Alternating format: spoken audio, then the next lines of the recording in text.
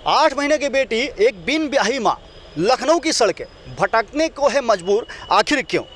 पूरी बात बताएंगे, उस महिला से भी मिलाएंगे, उस बच्ची से भी मिलाएंगे। लेकिन उसके पहले नमस्कार, मैं हूं अमरीश श्रीवास्तव और आप देख रहे हैं नेटवर्क 24। स्वागत आप सभी का हमारे खास कार्यक्रम सड़क किनारे में।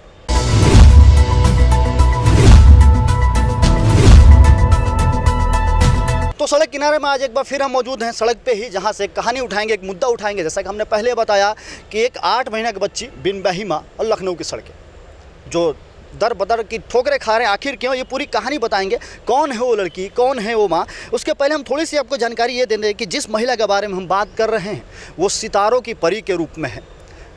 सितारों की परी की बात हम इसलिए कह रहे हैं क्योंकि भोजपुरी फिल्म इंडस्ट्री की वो जानी मानी चेहरा है। सैकड़ों हजारों उनके एल्बम्स हैं, कई फिल्मों में काम कर चुकी है।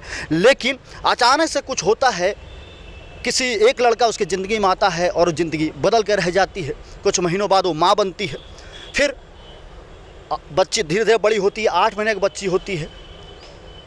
फिर अगला बंदा एक्सेप्ट करने को तैयार नहीं, बहुत सारी समस्याएं आती हैं। उस मामले को लेकर ये लखनऊ में आती हैं। लखनऊ आने के बाद लखनऊ के एक थाने में FIR रजिस्टर की जाती है, जिसमें 376 समेत तमाम धाराएं लगाई जाती है। लेकिन आज भी इंसाफ नहीं मिल पा रहा है। तो सीधे हम बात करेंगे उस महिला से जो आज दर की ठोकरें खाने का मौजूद है। मैम, आप सबसे पहले अपना परिचय बताइए। जी, मैं सिंगर निशा पांडे हूँ और मैं मुंबई से बिलोंग करती हूँ। वैसे होम टाउन हमारा जो है बनारस है, पर 10 साल 11 साल पहले हम लोग मुंबई में शिफ्ट हो गए हैं, तो बेसिकली हम वहीं से जी। अच्छा, ये अभी क्या मामला है? आप लखनऊ में क्यों हैं? और ये बच्ची जो आपके गोद में फूल सी बच्ची, पूरा मामला, पूरा प्रकरण हमारे दर्शकों को बताएं। मामला तो ऑलरेडी आपने पहले भी मैं बता चुकी हूँ कि मामला एक बंदे का है जिसने पूरी तरीके से मुझे ठगने का प्लान करके ये सब चीज़ें किया था। क्योंकि वो बेसिकली जब मुझे बाद में पता चला कि वो काफ़ी और लोगों को ठग चुका है, तो मैं ये खुलेआम कह सकती हूँ कि काफ़ी लोगों को ठगने के बाद उसने ऐसे ही टारगेट किया हुआ है हज़ारों लड़कियों को, मुझे और न जाने अभी और कितनी लड़कियों को वो बर्बाद। नहीं, आप मतलब जैसे कि अभी आप खुल के कैमरे पा रही हैं, पहले भी आपका न्यूज़ हुआ लेकिन आप कैमरे पर नहीं थे, आज खुल के कैमरे पा रही हैं, तो वो उनका नाम भी जानना चाहेंगे दर्शक हमारे, और वो कहाँ मिले थे आपसे, ये पूरा प्रकरण बताइए। नाम, उसका नाम आईडीज़ और हर जगह पे वो लिखता है राजन पंडित, जो कि फ़ेक है। उसका नाम ओरिजिनल आईडी में हमने जब उसकी टिकट बनाई थी तो मुझे पता चला कि राजन पंडित का असली नाम दिव्यांश तिवारी है और उसके पिताजी का नाम राम आशीष तिवारी है, और उसकी जो सबसे बड़ी बहन है नीतू तिवारी, जो कि अपने आप को पॉलिटिशियन बताती हैं लेकिन हैं कुछ नहीं।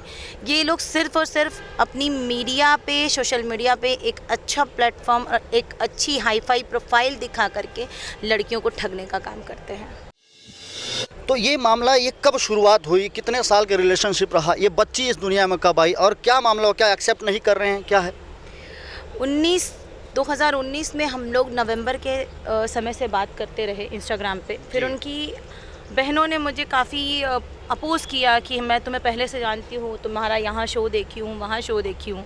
फिर मैंने अपने मैसेंजर को चेक किया फेसबुक पे, तो वो लोगों का मैसेज पहले से ही पड़ा था। मुझे लगता है वो लोग पहले से ही टारगेट बनाना चाहते थे, लेकिन मेरी व्यस्तता रहने के कारण मैं उन सबों से मिल नहीं पाई थी। लास्ट में मुझे राजन इंस्टाग्राम के थ्रू बात करना शुरू किया, फिर उसकी फैमिली वगैरह मुझे काफ़ी बुलाने लगे, अपनापन दिखाने लगे। इमोशनली उन लोगों ने मुझे बहुत ज़्यादा तकलीफ़ दी है, जिस वजह से मैं आर्थिक और मानसिक और शारीरिक, मतलब तीनों शोषण किया गया है मेरा, और इसमें मेरे काफ़ी पैसे भी उन लोगों ने लिए। राजन का कहना था कि हम शादी करेंगे, हम बहुत अच्छे से रहेंगे, उसको मेरा आने वाला फ्यूचर या बीता हुआ कल सब पता है, सब कुछ पता था कि मैं क्या हूँ, कैसे हूँ, क्या है मेरी लाइफ में। ये जो स्टोरी है, इसकी शुरुआत कहाँ से हुई? ये नवंबर से शुरुआत हुआ और इसमें बात होती रही। फिर हम फ़ेब में वो आया बनारस में, जैन में वो मेरे घर मुंबई आया, फिर मुलाकातें होती रही। फिर वो मार्च में वो दिन आया जब हम होली के दिन उनकी बहनों के बुलाने पर उनके घर गए। हम लोगों ने बहुत अच्छे से होली मनाया। होली मनाने के बाद उनकी बहनों ने कहा कि नहीं, अब मैं इतना तुम सपोर्ट करती हो, इतनी अच्छी हो, हम तुम्हारे बैकग्राउंड और सब चीज़ों को जानते हैं, हम तुम्हें एक्सेप्ट करते हैं। हम राजन भी बहुत तारीफ़ करता है तुम्हारी, और चूँकि वो तारीफ़ करता है और हम लोग भी तुम्हें अपना मानते हैं, तो क्यों ना तुम दोनों की शादी करा दी जाए। और राजन ने भी कहा कि आप इतनी अच्छी हैं कि मन करता है आप ही से शादी मैं कर लूँ, बस परिवार का अगर जोर ना रहा तो। पर परिवार ने भी जब एक्सेप्ट कर लिया, उसके बाद हमारे साथ उनकी बहन ने उसको, राजन को, मुंबई भेज दिया। मुंबई भेजने के बाद उन लोगों ने ये कहा कि ये आपके घर पे रहेगा और आप इसे काम वगैरह दिलाइएगा, बाकी ये खुद भी अपना काम लाइन अप करते रहेगा। उस दौरान उनकी मम्मी की अचानक तबीयत ख़राब हो गई, जिस 16-17 मार्च को, और वो चंदन हॉस्पिटल में एडमिट हो जाती हैं क्योंकि वो डायलिसिस की पेशेंट थी। खैर उनका अब मैं नहीं बोल सकती क्योंकि वो अब इस दुनिया में नहीं है। नवंबर 5, 2020 को उनका डेथ हो चुका है। और उसके बाद हम लोग जब वहाँ से आए तो इनकी बहनों ने कहा कि कुछ कैश लेते आना। राजन ने भी कहा कुछ कैश ले लीजिए, काम पड़ सकता है, क्योंकि हॉस्पिटल में थी वो।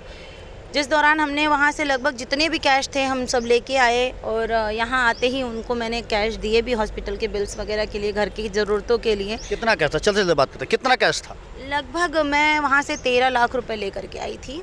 और उसके पहले होली को भी मैंने 7 से 8 लाख रुपए अपने लगातार शोज़ में, जो मैं लगातार शोज़ की थी, लाइक इकाना स्टेडियम में एज एन ब्रांड एम्बेसडर भी आई थी। उसके बाद मेरे 1 मार्च से लेकर के 8 मार्च तक होली के लगातार प्रोग्राम्स थे जिसके कैश पेमेंट थे जी। और मैं लेकर के आई थी, और इन लोगों ने मुझसे फिर बहाने, कितने पैसे हुए? 7-8 लाख रुपए उस समय थे, तो टोटल अब तक 25 लाख रुपए उन लोगों ने मुझसे लिए, जिसमें उन्होंने 10 लाख मुझे दिए बहुत फोर्स करने पे, बहुत रोने गाने पे, बहुत मैसेजेस करने पे। मेरे पास सारे प्रूफ भी हैं। बशर्ते ये है कि ये लोग बदले हैं, मतलब इन लोगों ने कहा शादी के हमने तुमने पत्नी मान लिया है और तुमको अपना बहू मान लिया है, तुमको अपना भाभी मान लिया। बच्चे मामी कहते हैं। उनके घर में छोटे छोटे जो बच्चे हैं, 3 बच्चे, अथर्व, गौरा और नानू, तीनों मुझे मामी कहते थे। नेहा तिवारी और ये संजू। कितने दिन आप रही थी वहाँ पर, कितने दिन रही? फिर हम लोग यहाँ से जाने वाले थे क्योंकि 19 मार्च को हम लोग आए थे, तो 20-21 तक उनकी मम्मी डिस्चार्ज हो गई। लेकिन उस दौरान क्या हुआ कि वो लॉकडाउन का समय लग गया, 22 या 23-24 से शायद लॉकडाउन लग गया था। उस लॉकडाउन में जो हम लोग फंसे कि यहाँ पे मैं मई लगभग जून 5 तक थी लखनऊ में। उस दौरान अप्रैल में हमारी मुलाकात बहुत अच्छे से हुई, घर वालों ने एक्सेप्ट करा। फिर इनकी बहनों ने मुझे फोर्स किया कि अब सब चीज़ें हैं ही और तुम उसके साथ एक कमरे में शेयर कर सकती हो, हम लोगों को कोई आपत्ति नहीं है। उनके मेरे मना करने के बावजूद भी उन लोगों ने मुझे बोला कि नहीं तुम लोग साथ में रह सकते हो, हम लोगों को कोई दिक्कत नहीं, तो तुम्हें क्या दिक्कत है। तो इशू कहाँ से आया? इशू आया अप्रैल से हम लोग साथ में कमरे में रहते थे, तो मई में हमें ऐसा महसूस हुआ कि हमारे जो है हमने कंसीव कर लिया है। तो हमने सबसे पहले राजन को बताया, तो राजन के अलग मुंह फूल गया। फिर उसके बाद मैंने बहनों को बताया, तो बहनों ने किट ला के दिया। फिर राजन ने कहा नहीं ये सब फेक है, ऐसा मैंने कुछ किया नहीं, अपने आप को सही बताने के लिए। फिर मैंने देव हॉस्पिटल में अपना चेकअप कराया, जिसकी रिपोर्ट मैंने ला करके उनकी बहनों को उनके घर में सबके सामने रख दिया। फिर भी वो लोग मुझे झुठलाते हैं, नहीं ऐसा नहीं है। और वो लोग भी अपने भाई के साइड हो गए। जो लोगों को मेरा सपोर्ट करना चाहिए था, एक औरत होकर के, वो लोग भी बच्चों की माँ हैं, फिर भी वो लोग अपने भाई की साइड लेने लगे। फिर मैंने बोला कि मुझे यहाँ पे रोज़ रोज़ के लड़ाई झगड़े नहीं रहना है और बाकी की चीज़ें क्लियर कीजिए, मुझे क्या है, आप लोग शादी करवा रहे हैं कि नहीं करवा रहे। बोले अभी बेटा मम्मी तबीयत ख़राब है और लॉकडाउन खुलने तो करते हैं। क्योंकि मेरे पैसे उन लोगों को और लेने थे। 27 मई तक मुझे नीतू तिवारी ने मेरे पैसे लिए। उसके बाद जो है उन लोगों ने मुझे इतना टॉर्चर किया कि मैंने बोला कि नहीं नीतू दीदी मैं नहीं रह पाऊँगी यहाँ पे, मैं रहूँगी तो मुझे कुछ हो जाएगा। टॉर्चर वो लोग इसलिए करा रहे थे क्योंकि वो लोग कुछ एबॉर्शन की भी बात आई थी, कुछ वही टॉर्चर कर रहे थे कि तुम समझदार हो, अभी तुम्हारा करियर है और तुम अभी इतनी बड़ी सिंगर हो, बच्चा बच्ची क्या करोगी, अबॉर्शन करा लो। राजन ने भी मुझे मैसेजेस पे टॉर्चर करना शुरू किया, दबाव डाला, मेरे हाथ वाथ पकड़ के ऐंठना शुरू किया। फिर दिमाग उनके इतने ज़्यादा ख़राब हो गए थे कि बहुत ज़्यादा अंडरस्टैंडिंग नहीं रह गई थी। तो फिर मुझे नीतू ने क्या किया कि ये लोग जानते थे कि इनके घर पे केस हो सकता है या कुछ अगर गर्भपात कराया, तो इन्होंने कार्तिक तिवारी के पास राप्ती अपार्टमेंट में मुझे शिफ्ट किया। ये कौन है कार्तिक तिवारी? कौन है कार्तिक तिवारी? नीतू तिवारी के बॉयफ्रेंड है, जिन्होंने राप्ती अपार्टमेंट में के 206 में रहते हैं, वहाँ पे मुझे शिफ्ट किया। और ये राजन वहाँ आकर के, नीतू वहाँ आकर के अपने अम्मा की नज़र से दूर, क्योंकि अम्मा के सामने सब चीज़ हो रहा था, अम्मा तब तक ठीक थी, घर पे थी, और ये लोग मुझे वहाँ टॉर्चर करने लगे। टॉर्चर के दौरान मैं इतनी ज़्यादा फ्रस्ट्रेट हो गई थी कि लोगों ने मुझे, मेरे जो चाहने वाले या मेरे मित्र थे, उन्होंने बोला कि अब आप सही नहीं हो, कहीं ये लोग आपको मेडिसिन खिला देंगे या कुछ ना कुछ कर देंगे। मैं एकदम से डर गई जब, तो मैंने कहा नहीं नीतू दीदी, मुझे अबॉर्शन नहीं कराना है, आप अपने भाई से समझ लीजिएगा, कहीं ठीक है मैं समझा दूंगी। और मैंने बोला ठीक है मैं मुंबई जा रही हूँ। इन्होंने बोला ठीक है मैं समझा के राजन को मुंबई भेज दूंगी, तुम टेंशन ना लो, अभी फ़िलहाल चलो, जैसे लॉकडाउन खुलता है मम्मी की थोड़ी तबीयत सही होती है तो हम शादी वादी की बात करेंगे। ये वहाँ पे मेरे पहुँचने के बाद सब बदल गए, मेरे फ़ोन उठाना बंद कर दिए इन लोगों ने। फिर मैंने राजन को बोला कि मेरे पैसे दे दो, क्योंकि अब जहाँ पे इतना रिश्ता ख़राब हो गया वहाँ पैसे क्यों मैं रखने दूँ। कहे कैसे पैसे, सबसे पहले इनका जवाब था कैसे पैसे। मैं एकदम शॉक रह गई, मेरे ज़मीन पैरों के तले से निकल गए। मेरे पास वो रिकॉर्डिंग आज भी है भाई, जिसमें उन्होंने कहा कि कैसे पैसे।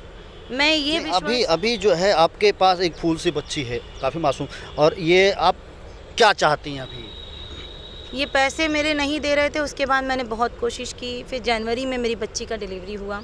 मैंने अकेले सब करा है, सारी हॉस्पिटल के बिल्स, सारी चीज़ें अकेले करी हैं। फिर भी मैं इन लोगों को कुछ नहीं बोल रही थी, मुझे लगा कहीं ना कहीं इमोशन होगा, तो बच्ची का फेस देख करके इमोशन जग जाए, या वो लोग भी माँ है बच्चों के, कहीं ना कहीं प्यार आ जाए। लेकिन इन लोगों के अंदर ज़रा सा भी किसी के लिए कोई प्यार नहीं है। काफ़ी लड़कियां उसके दौरान मुझसे कांटेक्ट में आई कि उन्होंने मेरा भी अबॉर्शन कराया है, मेरे साथ भी रिलेशन में रहे हैं, तो मुझे इनकी सच्चाई धीरे धीरे पता चलने लगी। उस दौरान इतनी माहौल बिगड़ गई कि मेरी बिटिया जब हुई तो मैं अकेले थी, आज भी मैं अकेले हूँ। लेकिन अब सोशल मीडिया प्लेटफॉर्म पे ये एक्सेप्ट नहीं कर रहे हैं, और उल्टा इनकी बहनें और ये आ करके लाइव नहीं, तो आप वो एक्सेप्ट कर नहीं रहे हैं और आप बोल रही हैं ये बेबी उनका है, तो ये आप क्या करेंगे फिर? अभी ये सारे मामला चल रहा है, FIR भी हुआ। मैं कोर्ट का दरवाज़ा खटखटाऊंगी, DNA टेस्ट करवाऊंगी, क्योंकि अगर ये उसकी बच्ची नहीं है तो वो मेरे ऊपर केस करे ना, उसके ऊपर भी मानहानि मेरे ऊपर डाल आप तैयार हैं? अगर ऐसा नहीं होता है तो मानहानि जी, जी जी मेरे ऊपर वो बाकायदा कर सकते, क्योंकि मैं कहीं से गलत नहीं हूँ, 1% भी गलत नहीं हूँ। अगर वो लोग सही होते तो FIR 22 तारीख को लॉन्च हुआ है भाई, अब तक वो आकर के कन्फेस करते या कुछ ना कुछ तो कहते, अगर वो सही होते तो, अगर मैं गलत होती तो। लेकिन वो लोग टोटली गलत हैं, वो लोग टोटली फ्रॉड हैं, इन लोगों का पूरा गैंग है। तो FIR कराने के बाद क्या संपर्क में आए हो आपके? नहीं आए, क्योंकि वो लोगों के अंदर अलग ही अहंकार है। पुलिस क्या कह रही है अभी? पुलिस सारी वेरिफिकेशंस कर ली, 164 का बयान हुआ, 161 का बयान हुआ, मेरा मेडिकल करवाया उन्होंने, FIR लॉन्च किया, सब कुछ किया, इन्वेस्टिगेशन चालू है, नंबर ट्रेस कर रहे हैं। लेकिन इन सारी फैमिली वालों ने अपने अपने घर बंद करके और नंबर बंद करके अंडरग्राउंड हो गए हैं। पर ये कितने दिन तक छुपेंगे आप बताइए मुझे। जी जी जी। ये बिटिया मेरे गोद में जो है, इसकी शक्ल एकदम राजन से मिलती जुलती है। क्या नाम है बेटी? उसका नाम दिव्यांश था, तो मैंने इसका नाम दिव्यांशी रखा है। और उसके घर में एक और बच्ची है जो सेम दिव्यांशी के जैसे दिखती है। वो किसकी बेटी है वो? ये अभी तक मुझे नहीं पता, मैं तो 4-5 महीने घर में रही, लेकिन मुझे उस दौरान बहनें बोलती थी वो मैंने गोद लिया है, एक बहन बोलती है मैंने गोद लिया, राजन कहता है मैंने इसको गोद लिया है। तो समझ में नहीं आता कि वो बच्ची भी कहाँ से आई है और किसकी है। तो ये थी निशा पांडे, जिनको एक जैसा कि टिकटॉक स्टार रातों रात अश्लील गानों से सुर्खियों में आए एक लड़के जिसका नाम राजन पंडित बताया जाता है। इनका कहना है कि उसने शोषण किया, जिसके एक बेटी भी है, और ये आज दर की ठोकरें खा रही हैं लखनऊ में। हालांकि FIR कराया गया है, लेकिन अभी भी नतीजा 0 है। ऐसी तमाम खबरें हम अब तक लाते रहेंगे। अपना प्यार और आशीर्वाद देने के लिए हमारे चैनल को सब्सक्राइब करें, और देश विदेश प्रदेश की सारी खबरें पढ़ने के लिए लॉगिन करें हमारे वेब पोर्टल www.network24news.com या फिर www.network24live.in।